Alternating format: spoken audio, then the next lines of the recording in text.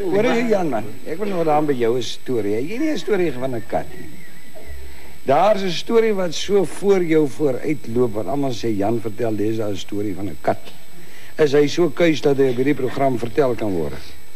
Ja, is nie laat ek nou die storie sodanig vertel nie. Dis die storie wat self loop seker dan nou maar. Maar ek het hom ook nou maar wat kort gelede gehoor man. Van 'n kat.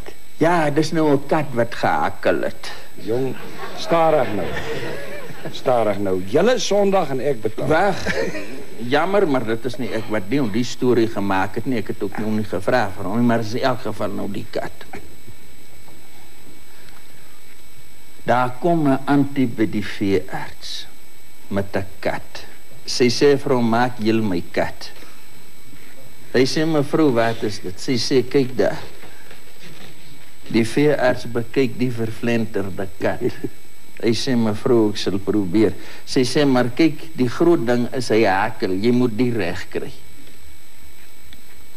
Die veearts kyk haar so en hy vat die kat en hy gaan aan met sy werk en hy werk al die gate, skere aan die kat toe. Hy kom uit, hy sê, mevrou, ek dink die katjie sal dit maak. Sy sê, dokter, maar die hakelprobleem moet jy oplos. Hy sê, mevrou, maar wat bedoel jy? Sy sê, man, dit is omdat die kat hakel. Wat die hond hom so gebyt het.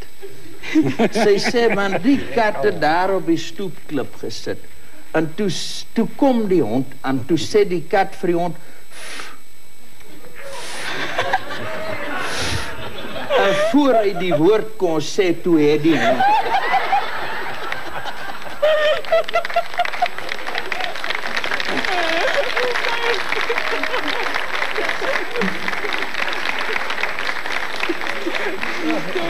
Nou ek neem nou aan die kat wou gesê het voert. Jan, as jy in jou hart nou, kan jy op jou hart op jou hand op jou hart sê, dis wat die kat sou sê. Was nie dalk iets sterkers nie.